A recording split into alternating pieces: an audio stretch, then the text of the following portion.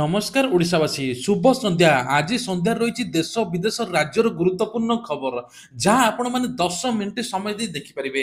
তা পূর্বর গোটিয়ে ছোটিয়া অনুরোধ, ভিডিওটি প্রথমে লাইক করে কমেন্টরে আপনার জেলার না লিখিদেবে, যাফলে তুরন্ত আপনার জেলার খবর পাইপারে। তবে কণ রয়েছে আজি সন্ধ্যার গুরুত্বপূর্ণ খবর, চালুন তা উপরে নজর পকাইবা।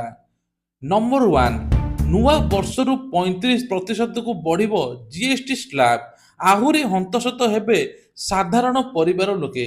ତେବେ 28% ଜିଏସଟିକୁ 35% ବୃଦ୍ଧି କରାଯିବ ବୋଲି କୁହାଯାଉଛି।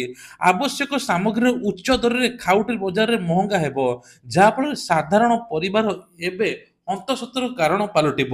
ତା ସହିତ ମଧ୍ୟ ଅର୍ଥନୀତି ଯୋଗୁଁ ଜିଏସଟିର 4ଟି ସ୍ଲାବ୍ ରହିଛି, ଯାହାଫଳରେ 35%ର ନୂଆ ସ୍ଲାବ୍ ଯୋଡ଼ିବାକୁ ବିଚାର କରୁଛନ୍ତି କେନ୍ଦ୍ର ସରକାର। ଏଭଳି ସ୍ଥିତିରେ ପେଟ୍ରୋଲ, ଡିଜେଲ, ବାଣିଜ୍ୟିକ ଇନ୍ଧନ, ଗ୍ୟାସ୍ ମୂଲ୍ୟ ବୃଦ୍ଧି ପାଇବ ବୋଲି କୁହାଯାଉଛି। ତା ସହିତ ତେଲ, ଡାଲି, ଲୁଣଠୁ ଆରମ୍ଭ କରି ସବୁକିଛି ଆହୁରି ନୂଆ ବର୍ଷକୁ ବଢ଼ିବ ବୋଲି କୁହାଯାଉଛି। ଚାଷୀଙ୍କ ପାଇଁ ଖୁସି ଖବର, ଚାଷୀଙ୍କୁ ବିନା ଗ୍ୟାରେଣ୍ଟିରେ ମିଳିବ 2 ଲକ୍ଷ ପର୍ଯ୍ୟନ୍ତ ଋଣ। ଏନେଇକି ମୁଦ୍ରା କମିଟି ବୈଠକରେ ଚାଷୀଙ୍କୁ ବଡ଼ ଭେଟି ଦେଇଛନ୍ତି। ଦରଦାମ ବୃଦ୍ଧିରୁ ଚାଷୀଙ୍କୁ ଆଶ୍ୱସ୍ତି କରିବା ଲାଗି ବିନା ଗ୍ୟାରେଣ୍ଟିରେ ଏଣିକି 2 ଲକ୍ଷ ଟଙ୍କା ଯାଏ ଋଣ ଦିଆଯିବ ବୋଲି ଆରବିଆଇ ଘୋଷଣା କରିଛି। ବର୍ତ୍ତମାନ ଏଯାଏଁ ସୀମା 1.6 ଲକ୍ଷ ଟଙ୍କା ରହିଥିଲା, ଆଉ ତାର ଦରଦାମ ବଢ଼ି ଏବେ 2 ଲକ୍ଷ ପର୍ଯ୍ୟନ୍ତ ପ୍ରି କୃଷି ଋଣ ମିଳିବ ବୋଲି କୁହାଯାଉଛି। ଏହି ନିଷ୍ପତ୍ତି ପରେ ଆର୍ଥିକ ସଂସ୍ଥାଗୁଡ଼ିକରୁ ଋଣ ନେଉଥିବା ଚାଷୀଙ୍କ ଋଣ ପରିଧି ମଧ୍ୟ ବଢ଼ିବ।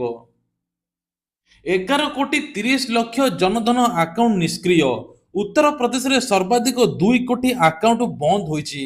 ତେବେ ପ୍ରଧାନମନ୍ତ୍ରୀ ଜନଧନ ଯୋଜନାରେ କେନ୍ଦ୍ର ସରକାର ମୋଟ 54 କୋଟି ଆକାଉଣ୍ଟ ଖୋଲିଥିଲେ, ହେଲେ ଏବେ ଏଥିମଧ୍ୟରୁ 11 କୋଟି ଆକାଉଣ୍ଟଧାରୀଙ୍କର କୌଣସି ପତ୍ତା ମିଳୁନାହିଁ। ଦେଶରେ ବର୍ତ୍ତମାନ 11 କୋଟି ଜନଧନ ଆକାଉଣ୍ଟ ନିଷ୍କ୍ରିୟ ବା ବନ୍ଦ ହୋଇଯାଇଛି। ବନ୍ଦ ପଡ଼ିଥିବା ଜନଧନ ଆକାଉଣ୍ଟ ଗୁଡ଼ିକରେ 14 କୋଟି ଟଙ୍କା ଅର୍ଥ ଜମା ରହିଛି। ତେବେ ସରକାର ଜନଧନ ଆକାଉଣ୍ଟ ଖୋଲିଥିଲେ ଲୋକଙ୍କର ସୁବିଧା ଯୋଗାଇବା ପାଇଁ, ଅନଲାଇନ ଟ୍ରାଞ୍ଜାକ୍ସନ ଠୁ ଆରମ୍ଭ କରି ସବୁ କିଛି, କିନ୍ତୁ ଜନଧନ ଆକାଉଣ୍ଟ ଏବେ ବନ୍ଦ ହୋଇ ପଡ଼ିଛି।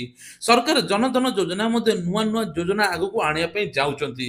ଓଡ଼ିଶାରେ ଗଡ଼ିବ 2 ଥାକିଆ ବସ୍। ଦିଲ୍ଲୀ, ମୁମ୍ବାଇ ମେଟ୍ରୋ ସହର ଭଳି ଓଡ଼ିଶାରେ ଗଡ଼ିବ 2 ଥାକିଆ ବସ୍। ଏଥିପାଇଁ କ୍ୟାପିଟାଲ ରିଜୟନ ଅର୍ବାନ ଟ୍ରାନ୍ସପୋର୍ଟ ପକ୍ଷରୁ ଟେଣ୍ଡର ଆହ୍ୱାନ କରାଯାଇଛି। ପ୍ରାଥମିକ ପର୍ଯ୍ୟାୟରେ ବସ୍ଟି ଖୋର୍ଦ୍ଧା, ପୁରୀ, କଟକ ଜିଲ୍ଲାରେ ଚଳାଚଳ ହେବ। ପରବର୍ତ୍ତୀ ପର୍ଯ୍ୟାୟରେ ଓଡ଼ିଶାରେ ଅନ୍ୟ ଜିଲ୍ଲାମାନଙ୍କର ଗଡ଼ିବା ନେଇ ଯୋଜନା ମଧ୍ୟ ରହିଛି। ତେବେ ସହରରେ ବଢ଼ୁଥିବା ପ୍ରଦୂଷଣକୁ ଦୃଷ୍ଟିରେ ରଖି ଏବେ ବସ୍ ଗୁଡ଼ିକ ସମ୍ପୂର୍ଣ୍ଣ ବିଦ୍ୟୁତ ଚାଳିତ ହୋଇଥିବାରୁ କୁହାଯାଉଛି।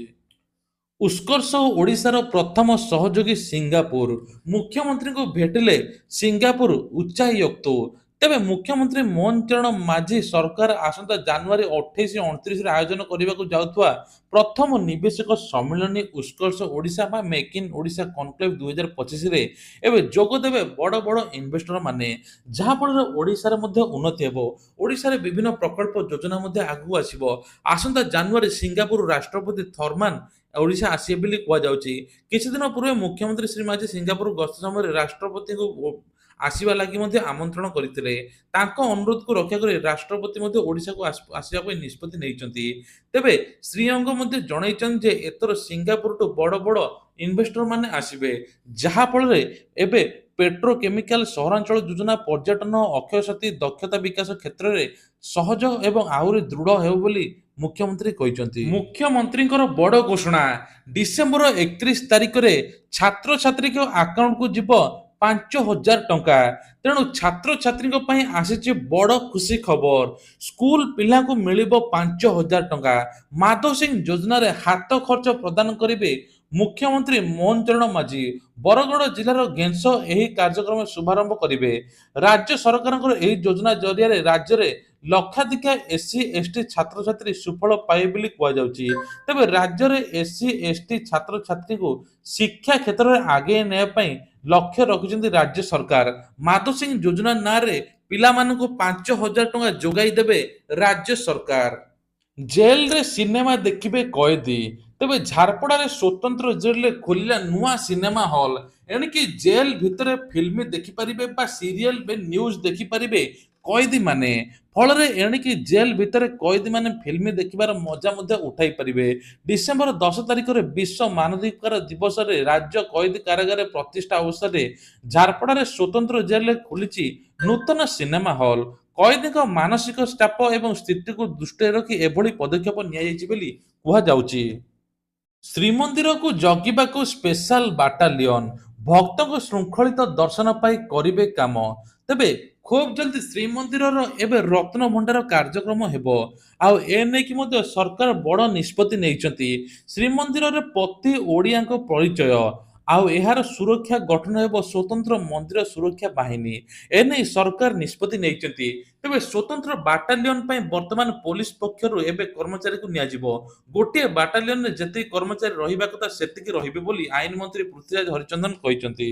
ତାରିଣୀ ମନ୍ଦିର ନିକଟରେ ଭୟଙ୍କର ଅଗ୍ନିକାଣ୍ଡ, ନିଆଁ ଗ୍ରାସରେ 14 ଭୋଗ ଦୋକାନ ଏବଂ ଲକ୍ଷାଧିକ ସାମଗ୍ରୀ ନଷ୍ଟ। କେଉଁଝର ପ୍ରଖ୍ୟାତ ଠାକୁର ମା ତାରିଣୀ ମନ୍ଦିର ନିକଟରେ ଭୟଙ୍କର ଅଗ୍ନିକାଣ୍ଡ ଘଟି 14 ଦୋକାନ ସମ୍ପୂର୍ଣ୍ଣ ପୋଡ଼ି ଜଳି ଛାରକାର ହୋଇଯାଇଛି। ଏହି ଅଗ୍ନିକାଣ୍ଡରେ ଲକ୍ଷାଧିକ ଭୋଗ, ଫଟୋ, ଅନ୍ୟାନ୍ୟ ପୂଜା ସାମଗ୍ରୀ ସମ୍ପୂର୍ଣ୍ଣ ଜଳିପୋଡ଼ି ପାଉଁଶ ହୋଇଯାଇଛି। ଖବର ପାଇ ଅଗ୍ନିଶମ ବିଭାଗ ସ୍ଥାନୀୟ ଲୋକଙ୍କୁ ନିଆଁ ଆୟତ୍ତ କରିବା ପାଇଁ ଦେଖିବାକୁ ମଧ୍ୟ ମିଳିଛି। ଆଳୁ ଚାଷ ପାଇଁ 64 କୋଟି ଟଙ୍କା, ବିରୋଧୀ ବିଧାୟକ ଆଳୁର ପ୍ରଶ୍ନର ଉତ୍ତର ରଖିଲେ ଉପମୁଖ୍ୟମନ୍ତ୍ରୀ କେବି ସିଂ ଦେଓ। ପୂର୍ବ ସରକାରଙ୍କର ଆଳୁ ମିଶନ ଫେଲ୍ ମାରିଛି। ଓଡ଼ିଶାକୁ ଆଳୁ ଦେବାରେ ପଶ୍ଚିମବଙ୍ଗ ବ୍ଲାକମେଲ ମଧ୍ୟ କରୁଛି। କିନ୍ତୁ ଓଡ଼ିଶା ସରକାର ଆଳୁ ଉତ୍ପାଦନ କରି ଆତ୍ମନିର୍ଭରଶୀଳ ନ ହେବାକୁ ରାଜ୍ୟ ସରକାର ବଦ୍ଧପରିକର। ତେବେ କୁହାଯାଉଛି ଯେ ଏଥର ଓଡ଼ିଶା ଆତ୍ମନିର୍ଭରଶୀଳ ହେବ, ଆଳୁ ଚାଷ ହେବ, ଆଳୁ ମିଶନ, ପିଆଜ ମିଶନ ମଧ୍ୟ ହେବ। ଆଳୁ ଚାଷ ପାଇଁ ମୋଟ 64 କୋଟି ଟଙ୍କା ଖର୍ଚ୍ଚ ହୋଇଛି। 15,023 ହେକ୍ଟର ଜମିରେ ଆଳୁ ଚାଷ ପାଇଁ ଯୋଜନା ମଧ୍ୟ ରହିଛି। ଆଳୁକୁ ଗଚ୍ଛିତ ରଖିବା ପାଇଁ ଶୀତଳ ଭଣ୍ଡାର ମଧ୍ୟ ପ୍ରସ୍ତୁତ ହୋଇଛି। ଏହାଦ୍ୱାରା ଆଳୁର ରେଟ୍ କମିବ ଏବଂ ଅନ୍ୟ କେଉଁ ରାଜ୍ୟ ଉପରେ ଓଡ଼ିଶା ନିର୍ଭର କରିବ ନାହିଁ। ଏସ୍ସିବିରେ ଚାକିରି ବିକ୍ରି ମାମଲା, ଆଉ 2 ଅଭିଯୁକ୍ତ ଗିରଫ, 4 ସଂଖ୍ୟାକୁ ମଧ୍ୟ ବୃଦ୍ଧି। ତେବେ କୁହାଯାଉଛି ଯେ ଟଙ୍କା ନେଇ ଏବେ ଚାକିରି ଦିଆଯାଉଛି। ଏସ୍ସିବି ପରିସରରେ ଚାକିରି କରାଇଦେବା ନାଁରେ 10 ଲକ୍ଷରୁ ଅଧିକ ଟଙ୍କା ଠକେଇ ଅଭିଯୋଗ ହୋଇଛି। ଏମାନେ ପୂର୍ବରୁ ଗିରଫ ହୋଇଥିବା ଅପୀଡ଼ିତ ଏବଂ ଅର୍ଜିତ ସହଯୋଗୀ ମଧ୍ୟ ଜଣାପଡ଼ିଛି। ତେବେ କୁହାଯାଉଛି ଯେ ଯେଉଁମାନେ ଏମିତି ଆଡଭର୍ଟାଇଜମେଣ୍ଟ ଦେଉଛନ୍ତି ବା ଏସ୍ସିବିରେ ଚାକିରି କରିଦେବା ନାଁରେ ଟଙ୍କା ନେଉଛନ୍ତି, ଆପଣମାନେ କଦାପି ବିଶ୍ୱାସ କରନ୍ତୁ ନାହିଁ। ଆଉ 10 ଦିନ ପରେ ସୁଭଦ୍ରା ଟଙ୍କା ମିଳିବା ପାଇଁ ଯାଉଛି। ତେବେ କୁହାଯାଉଛି 20 ଲକ୍ଷ ହିତାଧିକାରୀଙ୍କୁ ସୁଭଦ୍ରା ଟଙ୍କା ମିଳିବା ପାଇଁ ଯାଉଛି। ପୂର୍ବରୁ 80 ଲକ୍ଷ ହିତାଧିକାରୀଙ୍କୁ ମିଳିଯାଇଥିଲା। ଆଉ ଏବେ ଡିସେମ୍ବର ସୁଦ୍ଧା କୋଟିଏ ହିତାଧିକାରୀ ମାନେ ସୁଭଦ୍ରା ଟଙ୍କା ପାଇଯିବେ ବୋଲି ଉପମୁଖ୍ୟମନ୍ତ୍ରୀ ପ୍ରଭାତ ପରିଡ଼ା ସୂଚନା ଦେଉଛନ୍ତି। ଯେଉଁମାନେ ଡିସେମ୍ବର 25 ତାରିଖରେ ସୁଭଦ୍ରା ଟଙ୍କା ପାଇବେ ନାହିଁ, ସେମାନେ ଏକା ସାଙ୍ଗରେ ମହିଳା ଦିବସ ବା ମାର୍ଚ୍ଚ 8 ତାରିଖରେ ସୁଭଦ୍ରା ଟଙ୍କା ଏକା ସାଙ୍ଗରେ 10,000 ଟଙ୍କା ପାଇବେ ବୋଲି ଉପମୁଖ୍ୟମନ୍ତ୍ରୀ ପ୍ରଭାତ ପରିଡ଼ା ସୂଚନା ଦେଇଛନ୍ତି। ଆଧାର କାର୍ଡକୁ ନେଇ ଆସିଲା ବଡ଼ ଅପଡେଟ୍। ଏଣିକି 10 ବର୍ଷର ପୁରୁଣା ଆଧାର କାର୍ଡ ଯଦି ଆପଣଙ୍କର ଅଛି, ତା ଭିତରେ ଆପଣମାନେ କୌଣସି ଅପଡେଟ୍ କରିନାହାନ୍ତି, ତାହେଲେ ତୁରନ୍ତ କରାଇ ନିଅନ୍ତୁ। ନହେଲେ ଆପଣଙ୍କର ଆଧାର କାର୍ଡ ମଧ୍ୟ ଆଉ ଭ୍ୟାଲୁ ବା ରହିବ ନାହିଁ ଏବଂ ଆଧାର କାର୍ଡ ରଦ୍ଦ ହୋଇଯିବ ବୋଲି କୁହାଯାଉଛି। ତେଣୁ ଏ ନେଇକି ଆପଣ ନିକଟସ୍ଥ ଜନସେବା କେନ୍ଦ୍ର ବା ବ୍ୟାଙ୍କ ମାନଙ୍କରେ ମାଗଣାରେ ଅପଡେଟ୍ କରାଇ ପାରିବେ। ତେବେ କୁହାଯାଉଛି ଡିସେମ୍ବର 14 ତାରିଖ ଏହାର ଶେଷ ତାରିଖ। ରାଜ୍ୟରେ ସୁନା ଗହଣା କିଣୁଥିଲେ ସାବଧାନ ହୋଇଯାଆନ୍ତୁ। ରାଜ୍ୟରେ 5 ଅଳଙ୍କାର ଦୋକାନ ବିକୁଥିଲେ ନକଲି ସୁନା। ବିଧାନସଭାରେ ଉତ୍ତର ରଖିଲେ ମନ୍ତ୍ରୀ। ଏନେଇ ବିଧାନସଭାରେ ଉତ୍ତର ରଖିଲେ ଖାଦ୍ୟ ଯୋଗାଣ ଖାଉଟି ମନ୍ତ୍ରୀ କୃଷ୍ଣଚନ୍ଦ୍ର ପାତ୍ର।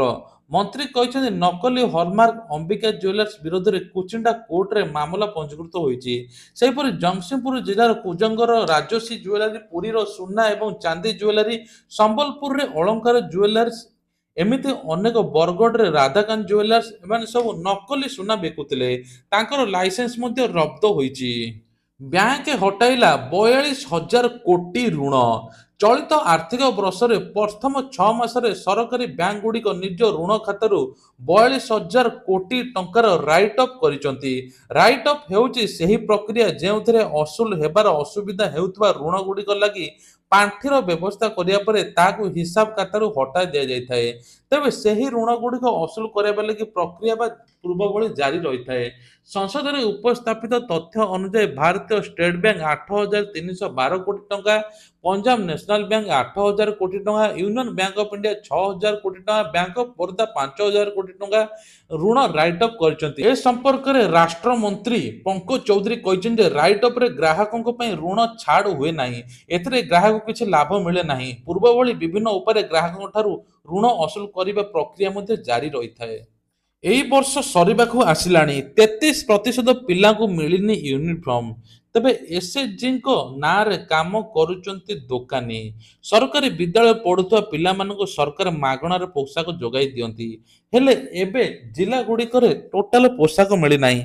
सरकार रंग बदलाई देले किंतु अभिभावक माने मध्ये असंतोष सृष्टि करिसंती, जहा फल पिलामानंकु एपर्यंत यूनिफॉर्म मध्ये मिलिनी। पूर्व सरकार मिल नथला, एबे ए सरकार रे मध्ये 6 मास भितरे काहाकू पोशाक मिलिनी। आज पर्यंत पिलामाने पुराणा पोशाक पिंधि जाउचंती। तबे कुआ जाउछि जे प्रथम रु अष्टम पर्यंत 1,67,564 पिलामाने पाठ पढुचंती सुंदरगढ़ रे। केवल एमानक पोशाक पई मध्ये टोटाल मिली नाही बोली कुआ जाउछि।